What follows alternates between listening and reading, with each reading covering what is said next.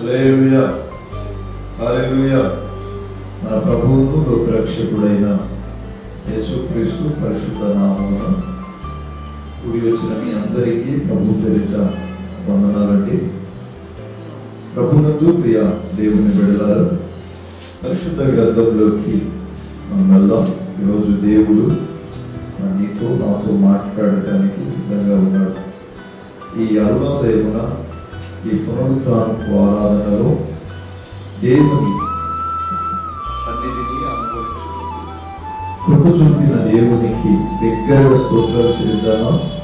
స్తోత్రం స్తోత్రం స్తోత్రం స్తోత్రం స్తోత్రం. చాలా మంది ఈ సమయమున ఇంకా నిద్ర కూడా లేగో అని ఉదయాన్నే మొట్టమొదటిగా ప్రారంభపు దినము ప్రభుతో గడపడానికి దేవుడిచ్చిన కృపను బట్టి ప్రభుని ఎంతగానో స్తుతిస్తున్నాను. నా దేవుని బిడ్డలారా, పరిశుద్ధ గ్రంథంలోకి మనం వెళ్దాం. మొదటి కొరింథీయులకు రాసిన పత్రిక 3వ అధ్యాయం 16వ వాక్యాన్ని చదువుదాం.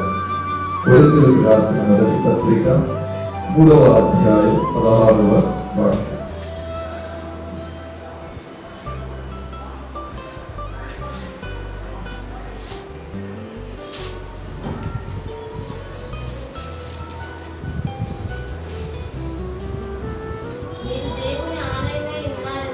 మీరు దేవుని ఆలయమై ఉన్నారనియు దేవుని ఆత్మ మీలో నివసించుచున్నాడనియు మీరు ఎరుగరా?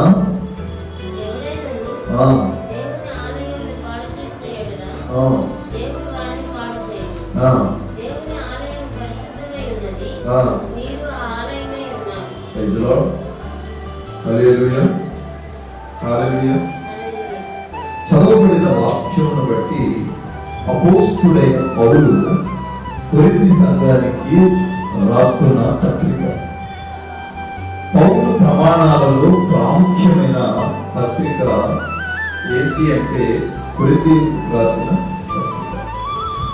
ఈ కొరింథీయులకు రాసిన పత్రికను 2 భాగాలు చేశారు. మొదటి పత్రిక, 2వ పత్రిక. ఇక్కడ 3వ అధ్యాయం 16వ వాక్యంలో అంటాడు కదా, మీరు దేవుని ఆలయమై ఉన్నారు, దేవుని ఆత్మ మీలో నివసించుచున్నాడని మీరు ఎరుగరా? ఎవడైనా దేవుని ఆలయమును పాడు చేసిన యెడల దేవుడు వారిని పాడు చేయడు. దేవుని ఆలయం పరిశుద్ధమైనదై ఉన్నది, మీరే ఆ ఆలయమై ఉన్నారు. చిన్న ప్రార్థన చేసుకుందాం. ప్రేమాస్వరూపి దయగలిగిన మా తండ్రి, పరిశుద్ధ నామమునకు స్తోత్రం. ఉదయకాల సమయము ప్రారంభపు ఆరాధనలు ఈ రీతిగా నేను స్తుతించుటకు, ఆరాధించుటకు, దైవపరచుటకు దేవా విరిచిన కృపను బట్టి మిమ్మల్ని ఎంతగానో స్తుతిస్తున్నాను. ఎవరికి లేని భాగ్యము ఈ తెల్లవారుజామున నేను సేవించే భాగ్యం మా అందరికి ఇచ్చినందుకు స్తోత్రాలు. వచ్చిన బిడ్డలను దీవించండి, కావలసిన బిడ్డలను నడిపించమని ప్రార్థన చేస్తూ ఈ దాసుల వాక్యము నిమిత్తం నిలబడి ఉండగా మీరే నాతో మాతో ఈ ప్రజా వాహిని ద్వారా వింటున్న వారందరితో మాట్లాడమని ప్రార్థన చేస్తున్నాను. నేను చిత్తము జ్ఞాపకం చేసుకుని నిలబడేవాడు మట్టివాడు దేనికి పనికిరానివాడు. మీరే మాట్లాడండి, ఈ కృపను దయచేయండి, నీ వాక్కు సహాయము మాకు దయచేయండి, నీ ఆత్మ సహాయము మాకు దయచేయమని అయా చదవబడిన వాక్యమును బట్టి స్తోత్రాలు చెల్లిస్తాను. యేసు నామమున ప్రార్థిస్తున్నాను తండ్రి, ఆమేన్ ఆమేన్. హల్లెలూయా హల్లెలూయా. చదవబడిన వాక్యమును బట్టి అపోస్తలుడైన పౌలు చెప్తున్న మాట, మీరు దేవుని ఆలయమును పాడు చేస్తున్నారేమో. దేనట? దేవుని ఆలయమును పాడు చేస్తున్నారేమో.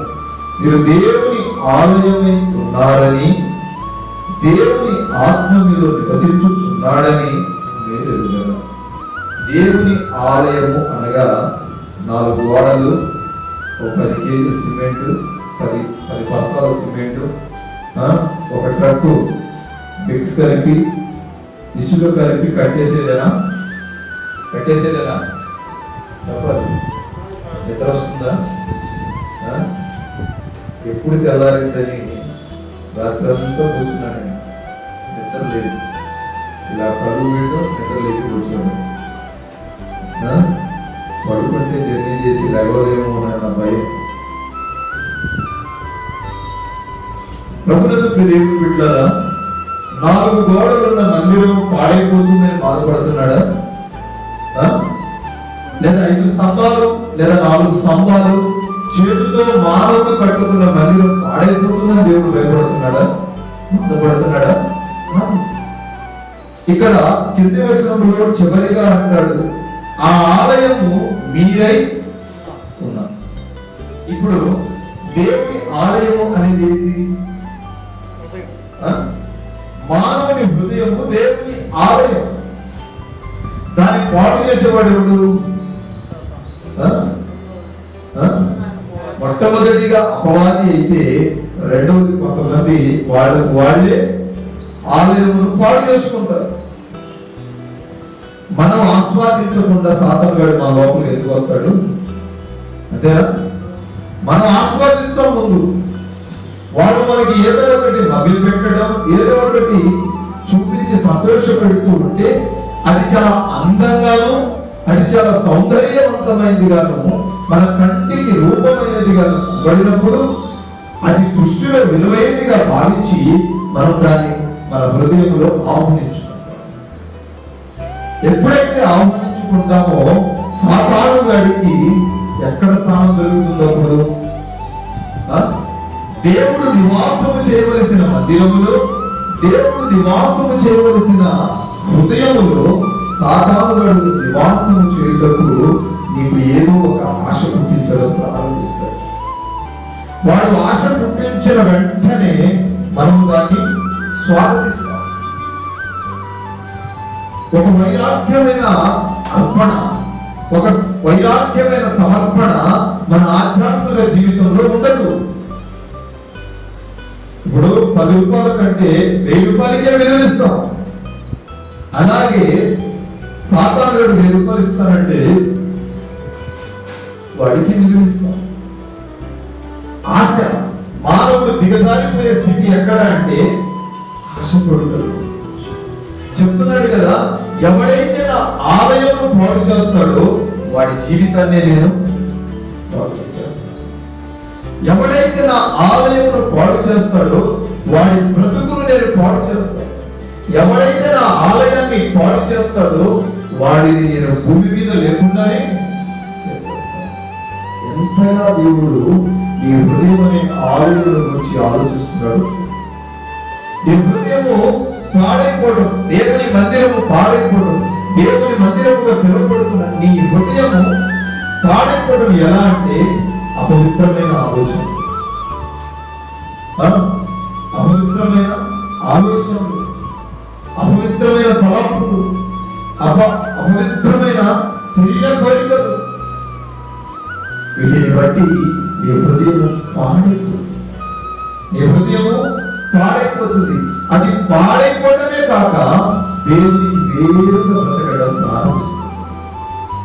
దేవునికి వేరుగా బ్రతకడమే కాక నేను దేవునికి దూరం చేస్తుంది.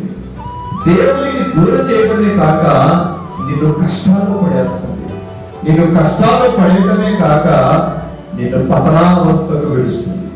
ఇదంతా ఎక్కడ ప్రారంభమైంది? ఎక్కడ ప్రారంభమైంది? దాన్ని మన హృదయంలో ఆహ్వానించడం బట్టి, దాన్ని మన హృదయంలో చేర్చుకోవడం బట్టి ఇదంతా ప్రారంభమైంది. అందుకు అపోస్తుడైన పౌలు కొరింథీ సంఘానికి రాస్తున్న పత్రికలో ఈ మాట ఏంటంటే, మీరు దేవుని ఆలయమై ఉన్నారనే మాట మర్చిపోవద్దు. మీరు దేవుని ఆలయమై ఉన్నారన్న మాట మర్చిపోవద్దు. ఎందుకంటే దేవుని ఆత్మ మీరు నివసించుచున్నాడని మీరు ఎరుగరా? చాలా మందికి సందేహం, నాలో దేవుని ఆత్మ ఉన్నదా? నేను ఇంకా నేను ఇన్ని తప్పులు చేస్తున్నాను, ఇన్ని రీతిగా నడుస్తున్నాను, నాలో ఆత్మ ఉన్నదా? ఆత్మ తనంతరం తాను వెళ్ళిపోదు. నీవు చేసే పనులను బట్టి ఆత్మ నేను పరీక్షిస్తూ చెప్తున్నాడు కదా కింద వచనములో, ఎవడైనా దేవుని ఆలయం పాడు చేసిన ఎడల దేవుడు వారిని పాడు చేస్తాడు. ఎందుకంటే మీరు దేవుని ఆలయమై ఉన్నారు. ఇప్పుడు ప్రతి మనుషుడు దేవునికి ఆలయమై మారాడు. మనిషి వాడి సొంత ఆలోచనానుసారంగా నడవటానికి అధికారం లేదు. ఎందుకంటే దేవుడు అతన్ని తన ఇష్టానుసారంగా నిర్మించుకొని ఆలయముగా తన హృదయంలో పెట్టుకున్నందున మానవుడు దేవునికి ఆలయమై మారాడు. అది పరిశుద్ధాత్మ ఆలయం. అదే కొరింథీ పత్రిక 6:19 అంటాడు, ఇది పరిశుద్ధాత్మ చేత నింపబడిన ఆలయమై ఉన్నది అంటాడు. చూస్తారా 6వ అధ్యాయం 19. మీ దేహము దేవుని వలన మీకు అనుగ్రహించబడి మీలో ఉన్న పరిశుద్ధాత్మకు ఆలయమై ఉన్నదని మీరు ఎరుగురా? ఏంటంట? నీ దేహము దేవునికి,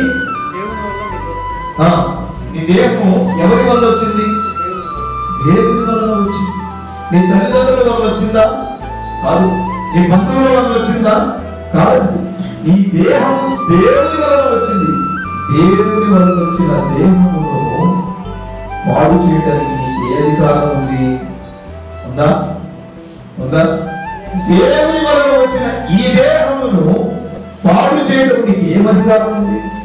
పాడు చేయుట అంటే పాపం చేయడం కాదు.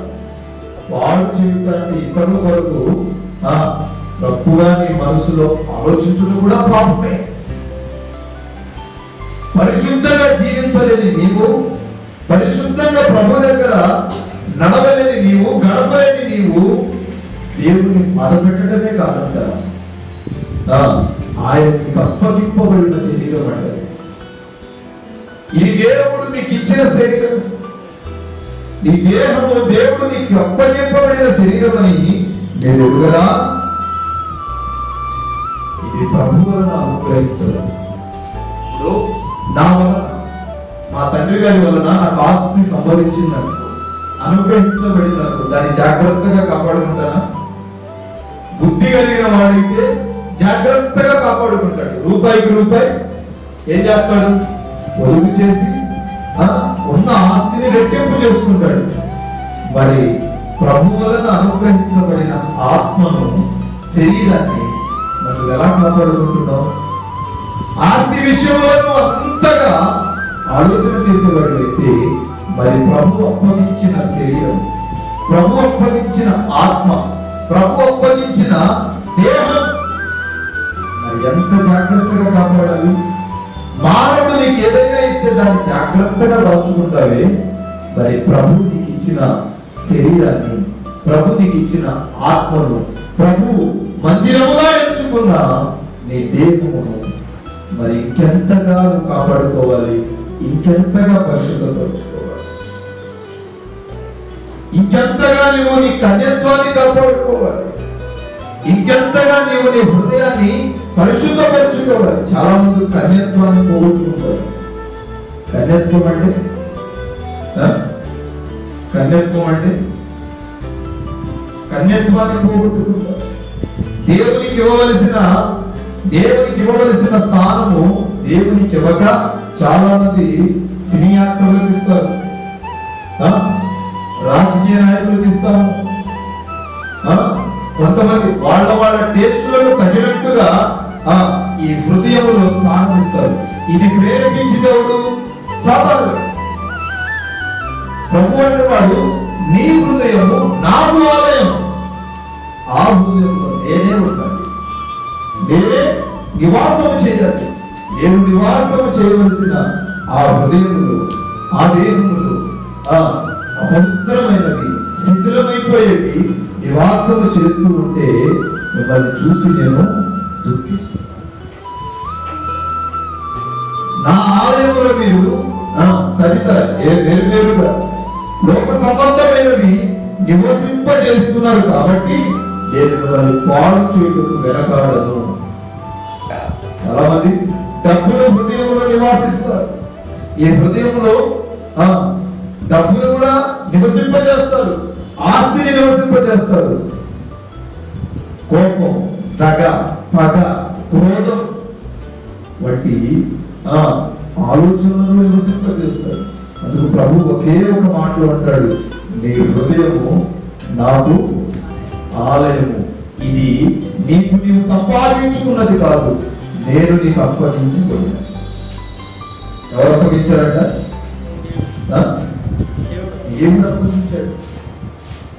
ఇప్పుడు ప్రతి మానవుడికి తన శరీరం మీద తనకి ఏ అధికారం లేదు, అది దేవుడు అప్పగింపబడిన శరీరం. చూద్దాం, 2 కొరింథీయులకు రాసిన పత్రిక 6వ అధ్యాయం 16వ వచనం.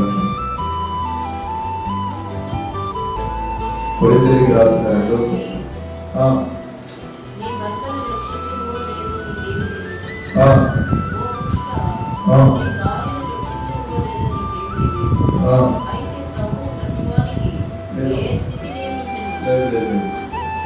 కొరింథీయులకు రాసిన 2వ పత్రిక 6వ అధ్యాయం 16వ. దేవుని ఆలయమునకు విగ్రహములతో ఏమి పొందిక? ఇప్పుడు చెప్పారు కదా, కొంతమంది సిరి యాత్రలకు ఇస్తారు. ఎక్కడ హృదయములు. కొంతమంది రాజకీయ నాయకులకు ఇస్తారు.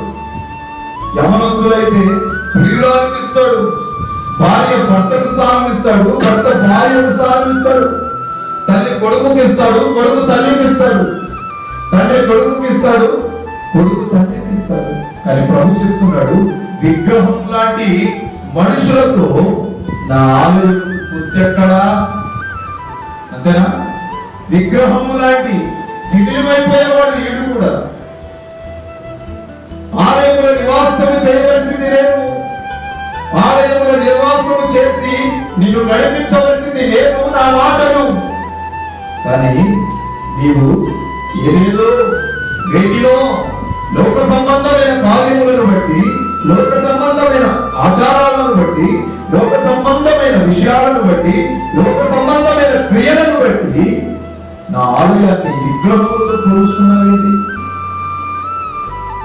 కొంతమంది అన్యులుగా అన్ని ఆచారాలను బట్టి హృదయంలో విగ్రహారాధన చేస్తారు. విగ్రహారాధన అంటే సంపూర్ణమైన సమర్పణ లేని జీవితం, నటించే భక్తి. వారికి సంపూర్ణమైన సమర్పణ లేదు. ఎక్కడో ఏదో ఒక బండ మీద ఇల్లు కూర్చొని కాసేపు ఈ బండ మీద, కాసేపు ఆ బండ మీద, కాసేపు ఈ చెట్టు మీద, కాసేపు ఆ చెట్టు కొమ్మ మీద. అందుకు ప్రభు చెప్తున్నాడు, విగ్రహంపై కొలుస్తున్నాం. ఒక ప్రియుడు తన ప్రియురాలని ప్రేమించాడంట గాఢంగా. ఇప్పుడు ఆ స్థానంలో దేవుడు ఉండాలి, ఆ కన్యత్వాన్ని కాపాడుకోవాలి. ఇతనికి ఆ తన హృదయంలో స్థానం ఎవరికి ఇచ్చాడు? ప్రియురాలకు ఇచ్చాడు. ప్రియురాలు ప్రియుడికి ఇచ్చాడు. ఇప్పుడు విగ్రహం లాంటి మనుషులను నిలబెట్టుకున్నారు, కానీ దేవునికి ఇవ్వవలసిన దేవుని మందిరపు నిధిలోని స్థానము ఇవ్వలేకపోతున్నారు. చెప్తున్నాడు, నా దేవాలయమును, నా ఆలయమును విగ్రహములతో ఎక్కడ కలుగుతుంది? పొత్తేమైనా ఉందా? లేదు. చదవండి, కింద వచ్చిన 16 కింద.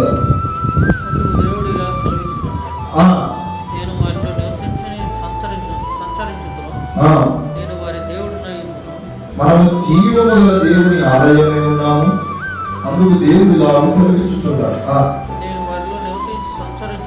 ఎవరిలో నివసిస్తాడంట? ఎవరైతే దేవునికి స్థానం ఇస్తాడో, ఎవరైతే దేవునికి లోబడతాడో, ఎవరైతే దేవుని ఆజ్ఞానుసారంగా నడుస్తాడో, దేవుడు వారిలో ఉండి నివాసము చేసి సంచరించడం ఆలోచిస్తాడు. నేను వారి దేవుడనే ఉన్నాను, వారు నా ప్రజలై ఉందురు, కావున మీరు వారి మధ్య నుండి బయలువెడలి ప్రత్యేకముగా ఉండుడి. ఎవరి మధ్య? ఎవరిని చెప్తున్నాడు ఈ మాట? అపోస్తలుడైన పౌలు ఎవరికి చెప్తున్నాడు? కొరింథీ సంఘానికి చెప్తున్నాడు. దేవుడిలా చెప్తున్నాడు. దేవుని వాక్యం ఈ రీతిగా రాయబడి ఉన్నది. ఎవరైతే నా వాక్యానుసారంగా నడుస్తూ నా వాక్యానుసారంగా జీవిస్తూ ఉంటారో నేను వారిలో ఉంటాను. నేను వారిని నడిపిస్తాను, వారిని నివాసం చేస్తాను.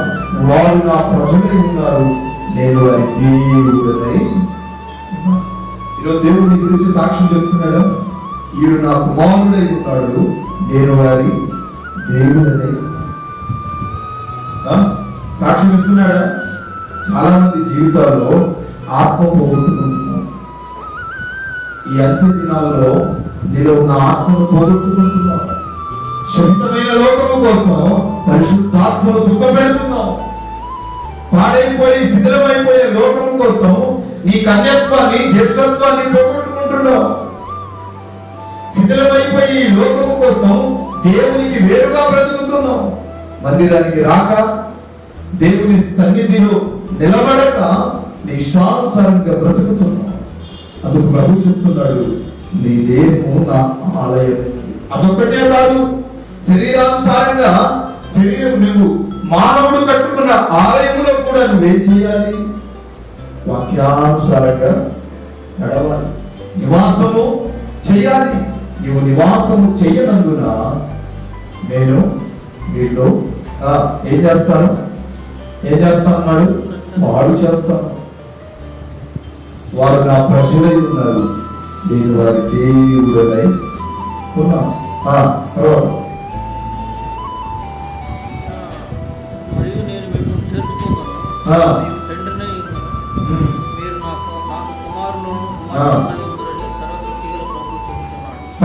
అంటాడు, అపవిత్రమైన దానిని ముట్టకుడని ప్రభు చెప్తున్నాడు. అపవిత్రమైన అంటే అపవిత్ర దాన్ని అంటే ప్రభు పరిశుద్ధపరచిన వాటిని, అపవిత్రము చేయు వాటిని, నిన్ను అపవిత్రపరిచేవి, నిన్ను దేవునికి దూరపరిచేవి వాటిని ముట్టవద్దని. సినిమాలు కానీ, షికార్లు కానీ, సీరియల్స్ కానీ, లోక సంబంధమైన కార్యకలాపాలు కానీ వాటిని మీరు ముట్టవద్దని నేను మీకు చెబుతున్నాను. మరియు నేను మిమ్మల్ని చేర్చుకుంటున్నాను, నీకు తండ్రినై ఉంటును, మీరు నా కుమారులై కుమార్తెలై.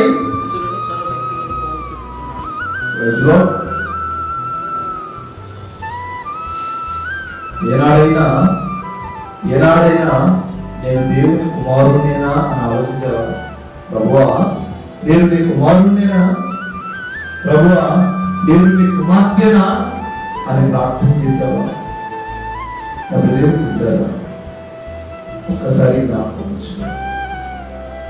ప్రభు చెప్తున్నాడు, అపవిత్రమైన వాటిని మీరు ముట్టవద్దని మీకు చెప్తున్నారు. ఎందుకంటే మీరు నా కుమారుడై ఉన్నారు, నేను మీ దేవుడనై.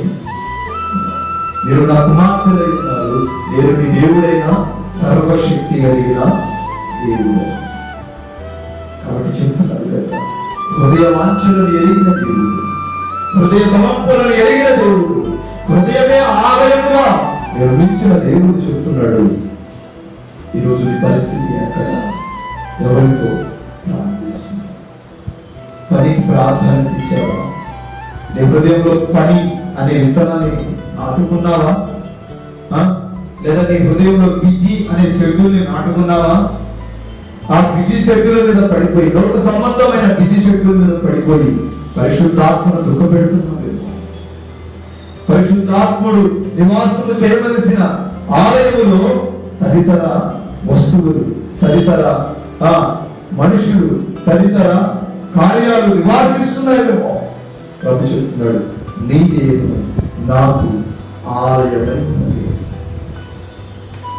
హృదయ వాంఛలు తీర్చువాడా, హృదయ పాలకుడా, నా హృదయ వాంఛలు తీర్చువాడా, హృదయ పాలకుడా, నా చెంత చేరి ముచ్చటించి ప్రేమను పంచావు నా చెంత చేరి ముచ్చటించి ప్రేమను పంచావు నేను నీ వాడను నీవు నా ప్రియుడవు యేసయ్యా నేను నీ వాడను నీవు నా ప్రియుడవు యేసయ్యా హృదయ వాంఛను తీర్చువాడా హృదయ పాలకుడా నా హృదయ వాంఛను తీర్చువాడా హృదయ పాలకుడా నా చెంత చేరి ముచ్చటించి ప్రేమను పంచావు నా చెంత చేరి ముచ్చటించి ప్రేమను పంచావు నేను నీ వాడను నీవు నా ప్రియుడవు యేసయ్యా నేను నీ దానను నీవు నా ప్రియుడవు యేసయ్యా నేను నీ వాడను నీవు నా ప్రియుడవు యేసయ్యా నేను నీ దానను నీవు నా ప్రియుడవు యేసయ్యా ఏంటంట మనం ఎవరి వారు మన ప్రియుడు ఎవరు నేను నీ వాడను నీవు నా ప్రియుడవు యేసయ్యా ఆయనకు మనం అప్పగింపబడాలి ఆయనకు మనం అప్పగించబడాలి అప్పుడే వాడాలి నేను నీ దానను నీవు నా ప్రియుడవు యేసయ్యా నా ప్రియుడు అంటే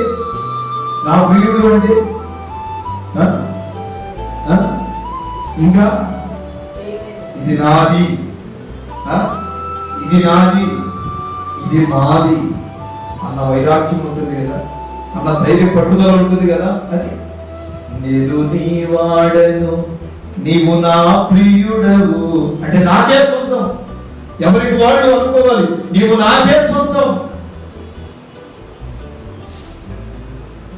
హృదయ వాంఛను తీర్చువాడా హృదయ పాలకుడా ఎవరు తీరుస్తాడండి నీ హృదయంలో ఉన్న బాధ నీ హృదయంలో ఉన్న అభిలాషము నీ హృదయంలో ఉన్న దుఃఖము నీ హృదయంలో ఉన్న శోధన నీ మనస్సులో పేరుకుపోయిన పాపమును తీయగలిగిన వాడు ఎవడు హృదయవాంఛను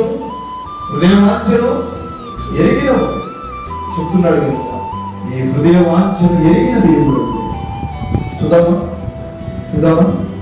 మన హృదయం దేవుడు నివసించే ఆలయమే ఉంది. మొదటి పేతురు 2వ అధ్యాయం 5వ వాక్యం పేతురుకు రాసిన మొదటి పత్రిక 2వ అధ్యాయం 5వ వాక్యం గట్టిగా యేసుక్రీస్తు ద్వారా దేవునికి అనుకూలములకు ఆత్మ సంబంధమైన బలులను అర్పించుటకు పరిశుద్ధ యాజకులుగా మీరును సజీవమైన రాళ్ళ నుండి ఆత్మ సంబంధమైన మందిరముగా కట్టబడుతున్నారు. ఆత్మ సంబంధమైన బలులు అంటే ఏంటి? ఎన్ని రోజులైందో స్వరవ్యక్తి దగ్గరగా చప్పట్లు కొడుతూ పాట పాడే అనుకోవడం, ఎన్ని రోజులైందో ప్రారంభ స్థితిని పోగొట్టుకుంటుంది, ఎన్ని రోజులైందో పరిశుద్ధాత్మతో నాట్యమాడే దినం అని చెప్తున్నాడు. ఆత్మ సంబంధమైన బలులు అర్పించాలి, శరీర సంబంధమైనవి కావు. ఆత్మ సంబంధమైన బలులు అనగా ఆత్మ ఫలాలను బట్టి నడవాలి. అంతేనా? ఆత్మ సంబంధమైన బలులు అంటే ఏంటి చెప్పాలి. ఆత్మ సంబంధమైన బలులను అనుకూలంగా నడవటం అంటే ఏంటి? చదవండి గద్ది పత్రిక 5వ అధ్యాయం 22వ వాక్యం. ఈ హృదయం అనే ఆలయంలో ఏముండాలి? మొట్టమొదటి మాట గలతీ 5:22. హృదయం అనే ఆలయంలో అసలు దేవుడు నివాసం చేయాలి అంటే ఏముండాలి? ఆత్మబలములే అనగా ప్రేమ, సంతోషం, సమాధానము, దీర్ఘశాంతము, మంచితనము, విశ్వాసము, ఆ, సాత్వికము, ఆ, ఆశా నిగ్రహం. Praise the Lord. ఆత్మ ఫలములు నీ హృదయంలో ఉంటే దేవునిలో ఉంటాడు. ప్రేమ ఉండాలి, దయ ఉండాలి, మంచితనం ఉండాలి, ఆశా నిగ్రహము ఉండాలి. ఇంకా ఇటు వాటికి విరోధమైన నియమమేదీ లేదు.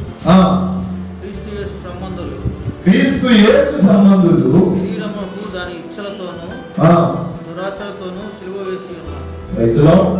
వాడి ఇష్టానుసారంగా వాడి సొంత కార్యములు బట్టి యేసు ప్రభువుని వాడు సిలువ చేస్తున్నాడు. ప్రతి మానవుడు వాడి ఇష్టానుసారంగా సిలువ వేస్తున్నాడు. దేవుని ఆలయంలో ఉండవలసింది ఇదేనండి, ఆత్మఫలాలు. ఏవి ఆత్మఫలాలు? ఈరోజు ఆత్మఫలాలు ఇలా ఉన్నాయా? ఉన్నాయా? ఉన్నాయా? ప్రేమ ఉందా? ఉందా? ఎంతమంది పగోడిని ప్రేమిస్తున్నారు? ఉందా? ఉండాలి. సమాధానం ఉందా? భార్య భర్తలకు, తల్లిదండ్రులకు, బంధువులకు సమాధాన పడుతున్నామా? పడాలి.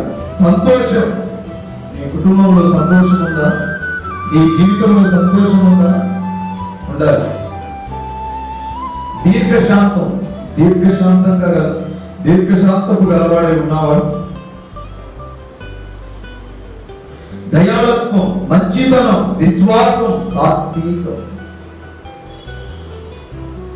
ఆశ విగ్రహం. చెప్తున్నారు. ఈరోజు నీ హృదయంలో ఏమేమి ఉన్నాయి? హృదయంలో ఏమేమి ఉన్నాయి? నీ హృదయం దేవునికి దేవాలయం అంటున్నావు. నీ హృదయంలో దేవునికే స్థానం అంటున్నావు. నీ హృదయంకి దేవునికే స్థానం అన్నప్పుడు నీలో ఆత్మఫలాలు ఎందుకు లేవు? ఎదుటి వాడిని ఎందుకు ప్రేమించట్లా? నీ కుటుంబంలో శాంతి సమాధానం ఎందుకు లేదు? మంచితనం, దీర్ఘశాంతం, దయాళత్వం ఎందుకు లేదు? దయాగుణం ఎందుకు లేదు? నీలో ఆత్మఫలాలు ఉన్నప్పుడే నీ హృదయంలో మీరు నివాసము చేస్తానా? నీలో ఆత్మఫలాలు ఉండాలి. నీలో ఆత్మఫలాలు ఉన్నప్పుడే నేను నివాసము చేస్తాను. నీలో ఆత్మఫలాలు లేనందున నేను నీలో నివాసము చేయలేను. కానీ ప్రభు అంటున్నాడు, మీరు నన్ను హృదయంలో చేర్చుకోకూడదా? హృదయంలో చేర్చుకోవడం అంటే ఆత్మఫలాలన్నీ నీలో ఉంటే ప్రభు నీలో ఉన్నట్టేనా?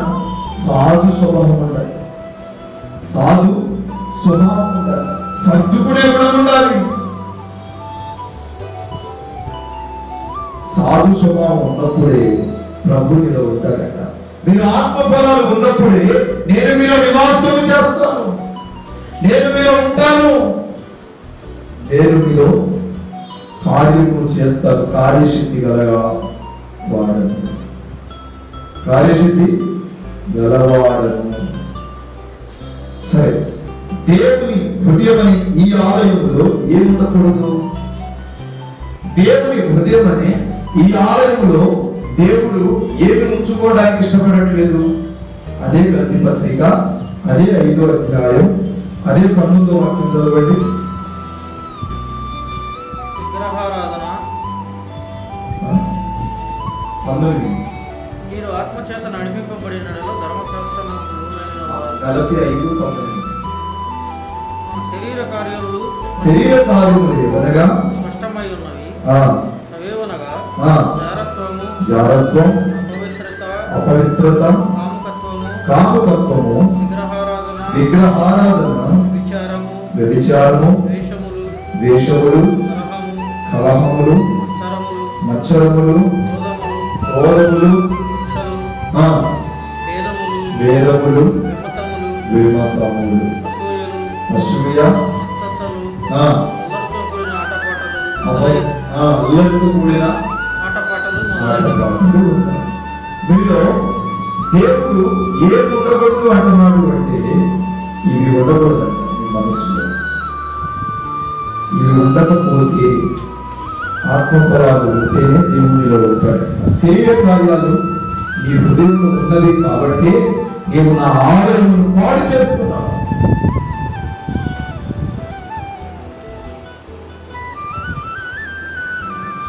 శరీర కార్యములను పెట్టుకున్న హృదయంలో ఆత్మ ఫలాలను తీసేశావు. శరీర కార్యములకు అనుగుణంగా నడుస్తున్నావు, ఆత్మ ఫలాలను నీవు పోగొట్టేశావు. నాకు ప్రభు చెప్తున్నాడు, శరీర కార్యములు స్పష్టమై ఏమనగా అనగా కింద చదువు, ఒకవేళ దేవుడికి ఆలయముగా మారవలసిన నీ జీవితంలో ఈ హృదయంలో అవి కానీ ఉన్నదేమో జాగ్రత్త.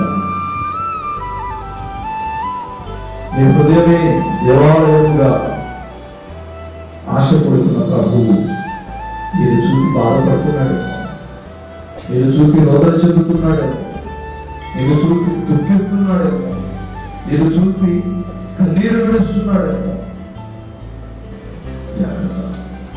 శరీర కార్యములను పెట్టుకొని ఇన్నాళ్ళు జీవించాడు. ప్రభు చెప్తున్నాడు నాలో ఆత్మ కార్యములను పెంపొందించమని అడుగుతాను. శరీర కార్యములు నా మదిలో నుండి తీసివేయి ప్రభు. ఈ ఆలయము నీకే, ఈ ఆలయం, ఈ హృదయం నీకే ఆలయం అని ప్రభు అడుగు. ఈరోజు శరీర కార్యములను బట్టి, శరీరలను బట్టి దేవునికి అర్పించవలసిన అర్పణ లాంటి ఈ హృదయాన్ని వాడు చేసుకుంటున్నారు. ప్రభుని బాధపెడుతున్నామేమో.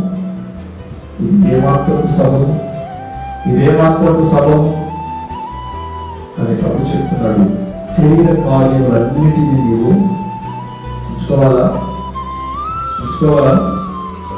విసర్జించాలి. మరి ఏముండాలి? ఆత్మఫలాలు నీలో ఉన్నప్పుడు ప్రభు నీలో నివాసం చేస్తాడు.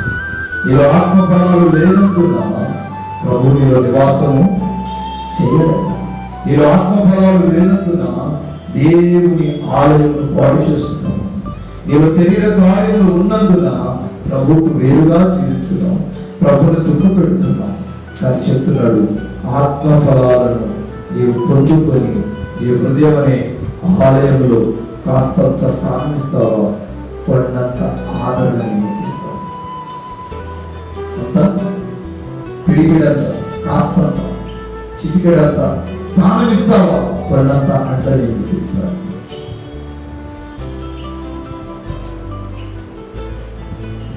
దేవుని సన్నిధిలో అనాత్మణంగా కలిగిపోవలసిన నీ జీవితంలో ప్రభు నిన్ను చూసి దుఃఖపడుతున్నాడు. నీవు శరీర కార్యములను పెట్టుకొని ఉన్నావు. ఈ లోకమే శాశ్వతం అనుకుంటున్నావు. ఈ లోకమనే మాయలో పడిపోయి దేవుని ఆలయాన్ని పాడు చేస్తున్నావు.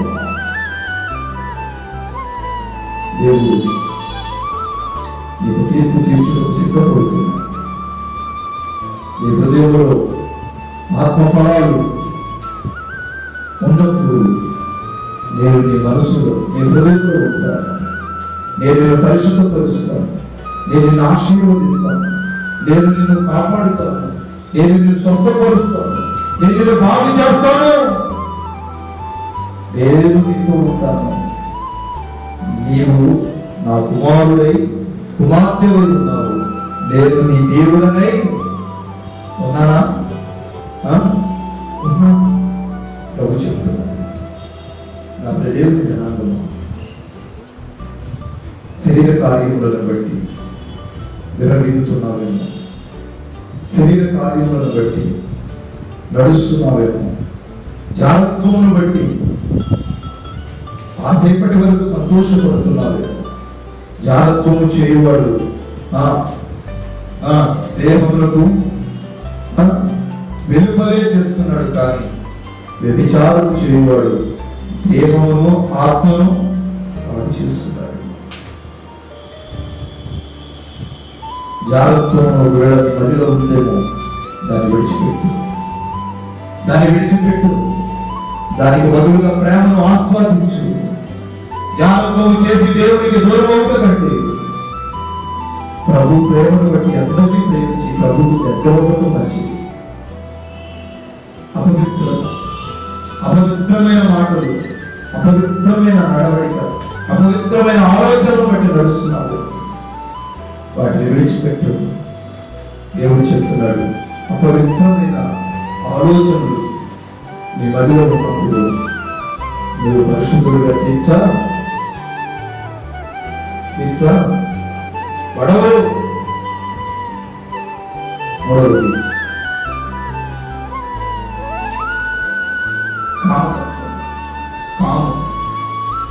కామం. ఒకవేళ మదిలో ఉంటే కామతత్వాన్ని దూరపరచు. ప్రభు నీ హృదయంలో రావడానికి సిద్ధంగా ఉన్నాడు. విగ్రహారాధన ప్రభువును కాదని, దేవుని కాదని, అన్యుల దేవుళ్ళను, అన్యుల ఆచారాలను, దేవుని కాదని ఈ సొంత కార్యాలను, సొంత కార్యక్రమాలను ఒకవేళ నువ్వు పూజిస్తున్నావేమో. ప్రభు చెప్తున్నాడు, విగ్రహారాధన దేనినైనా సహిస్తాను కానీ, దేనినైనా క్షమిస్తాను కానీ విగ్రహారాధనను మాత్రం ఏం చేస్తాను? క్షమించను. వ్యభిచారం, ఎవరి ఫోటోలు వీళ్ళు వాడే నీ భార్యను విడిచి పరాయి పురుషులతో, పరాయి స్త్రీలతో వ్యభిచరిస్తున్నావేమో. జాగ్రత్త. ఇది దేవుని చిత్తము కాదు, ఇది దేవుని కృప కాదు. ద్వేషములు, ఎదుటి వారిని చూసి ద్వేషిస్తున్నారు. ఇది దేవుని చిత్తము కాదు. ప్రేమించే గుణము, ప్రేమించే తలపు, ప్రేమించే స్వభావం నీ మదిలో ఉన్నప్పుడు ప్రభుని చూసి సంతోషపడతారు. కలహము, మత్సరములు, క్రోధములు, కక్షలు, భేదలు, విమతములు, అసూయ, మత్తతులు, అల్లరితో కూడిన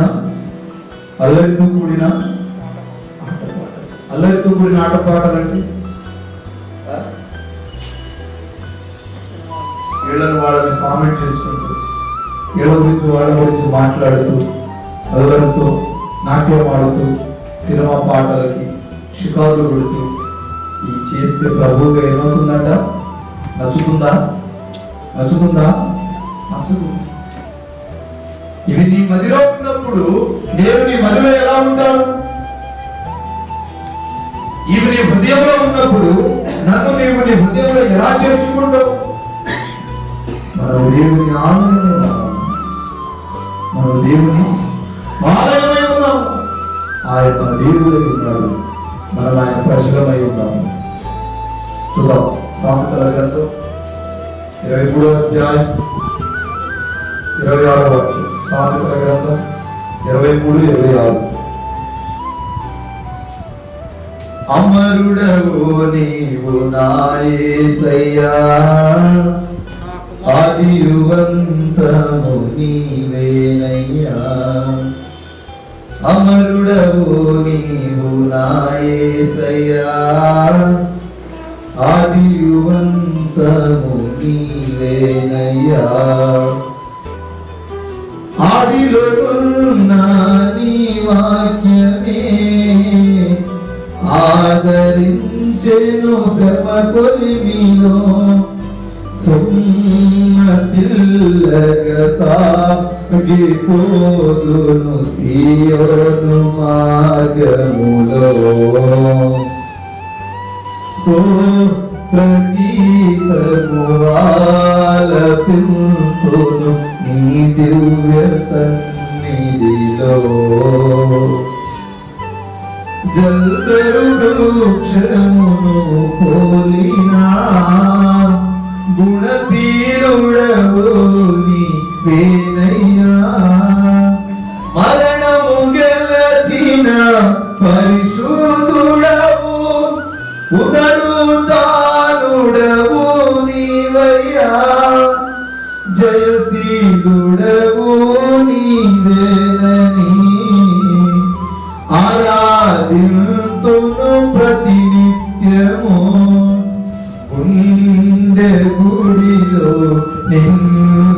నిలిచినావు నీకే గుండె గుడిలో నిండినావు నీకే ఆరాధన ఆత్మదీపము వెలిగించినావు నీకే ఆరాధన గుండె గుడిలో నిండినావు నీకే ఆరాధన యేసయ్యా ఆత్మదీపము వెలిగించినావు నీకే ఆరాధన కన్న తండ్రివు నన్ను కాచి కన్నీరు తుడచితివి ఓ కమ్మనైనా ప్రేమ చూపి కన్ను విందు చేసితివి అమరుడవు నీవు నా యేసయ్యా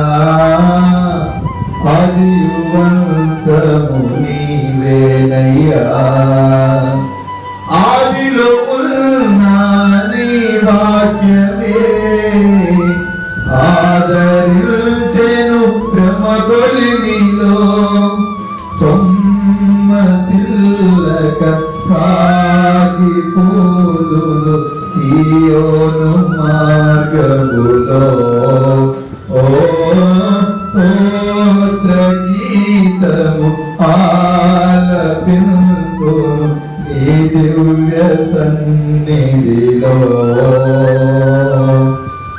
వేకువ కురిసిన చిరుజల్లులో నీ కృపణాలో ప్రవహించగా పొందితి నెల్లో ఉపకారములు నవనూతనమే ప్రతిదినము తీర్చగలనా నీ రుణమును మరువగలనా నీ ప్రేమను గుండె గుడిలో నిండినావు నీకే ఆరాధన యేసయ్యా ఆత్మదీపము వెలిగించినావు నీకే ఆరాధన ఓ